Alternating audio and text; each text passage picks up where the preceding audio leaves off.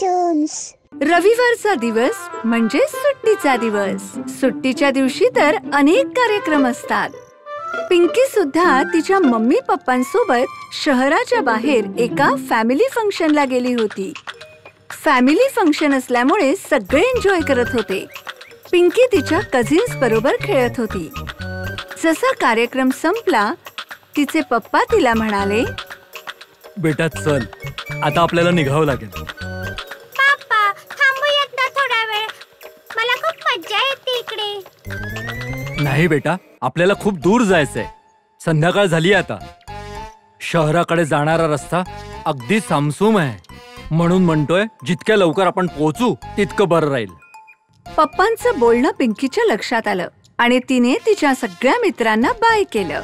मग संध्याकाळी 6 वाजता पिंकी आणि मम्मी पप्पा कारमध्ये बसून शहराकडे निघाले।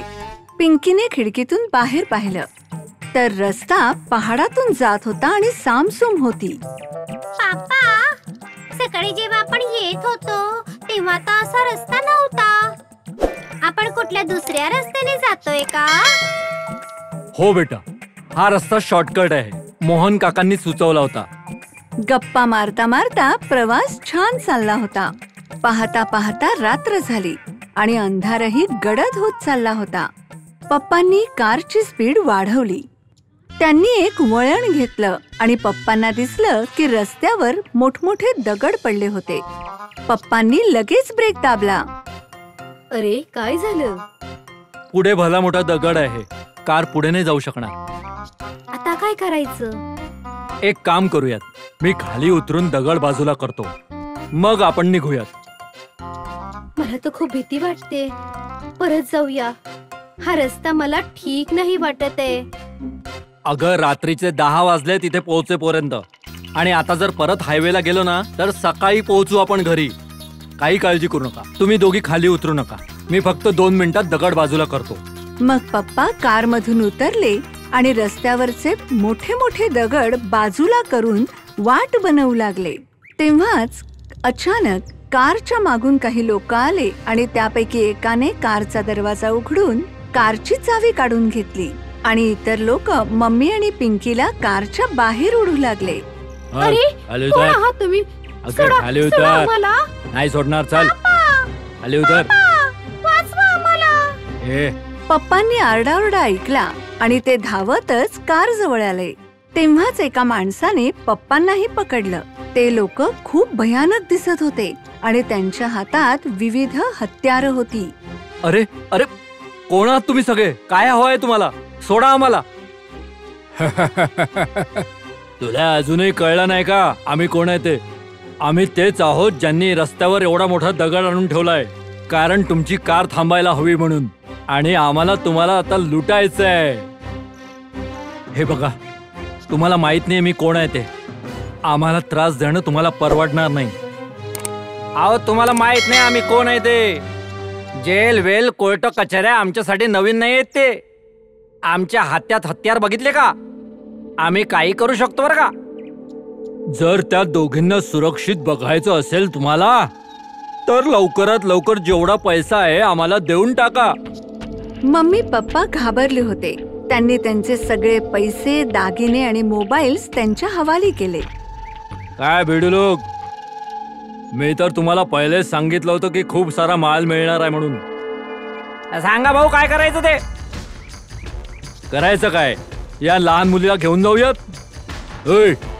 ए ऐक चष्मीस, आपली कार घेऊन जा।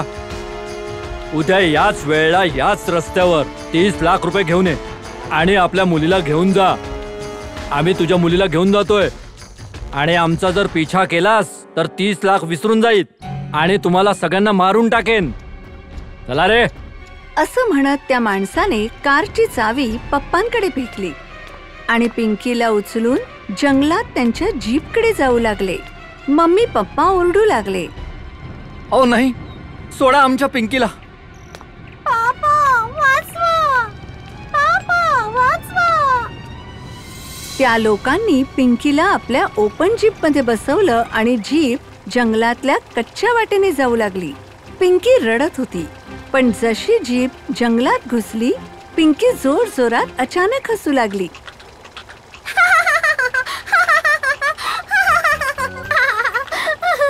पिंकीला हसताना पाहून ते वाईट लोक पण हसू लागले. भाऊ मला वाटतंय पोरगी पागल झाली आहे. बघा कशी हसते ती. वेडे तर तुम्ही झाले आहात, जे तुम्ही पिंकीला उचलायची हिम्मत केली. तुम्हाला माहित नाही मी कोण आहे ते. अरे यार, ही मुलगी आणि हिचे बाबा सारखं सारखं एकच काय बोलताय. सांग तू कोण आहेस, आम्हाला माहिती पडू दे जरा, दाखव आम्हाला. हे ऐकून पिंकी हसू लागली आणि अचानक चालत्या जीप मधून अदृश्य झाली. सगळे चकित झाले. अरे दाखवायला सांगितलं होतं, हे तर दिसतच नाहीये. भाऊ मला वाटतं ही पोरगी भूत आहे. तेव्हाच पिंकी वंडर गर्ल बनून जीपच्या बोनेटवर उतरली. मी कोणी चेटकीण नाहीये, मी वंडर गर्ल आहे. Wonder girl. मी मम्मी पापा समोर लाचार होते, पण मी आता माझ्या खऱ्या रूपात आले आहे. ए वंडर गर्ल, आमच्या जवळ हत्यार आहेत, तू आमचं काहीच बिघडवू शकत नाही. हे ऐकून वंडर गर्लने दोनदा टाळी वाजवली आणि त्या लोकांच्या हातातले हतियार गायब झाले. अरे माझं हत्यार कुठे गेलं? अंकल, आता तर हत्यारं गायब झाली आहेत. 2 मिनिटांनंतर तुम्ही सर्व गायब होणार. असं म्हणत पिंकीने एकेकाला बदडून काढायला सुरुवात केली. सगळ्यांना मार बसू लागला. ते पिंकीला मारत होते तेव्हा पिंकी गायब होत होती आणि मागून येऊन पुन्हा फाईट करायची. डिशूम. अशा प्रकारे पिंकीने सगळ्यांना मारून मारून घायाळ करून टाकलं. ए मुली, तू जे कोणी असशील आम्हाला माफ कर, सोड आम्हाला. यानंतर आम्ही कोणालाही त्रास देणार नाही. प्लीज बेटा, सोड आम्हाला. प्रॉमिस. हो हो प्रॉमिस वंडर गर्ल, प्रॉमिस.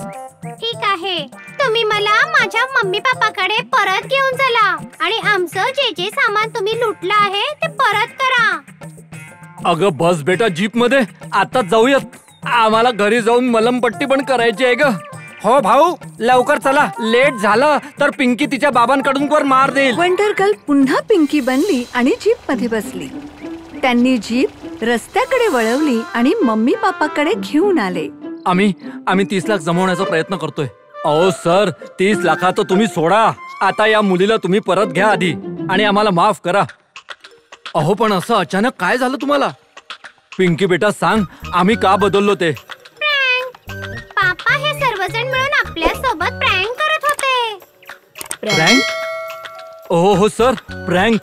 असं म्हणत त्यांनी लुटलेले सगळे पैसे, मोबाईल, दागिने सगळं त्यांना परत केलं आणि सगळे जीप मध्ये बसून परत जंगलातल्या त्यांच्या अड्ड्यावर निघून गेले.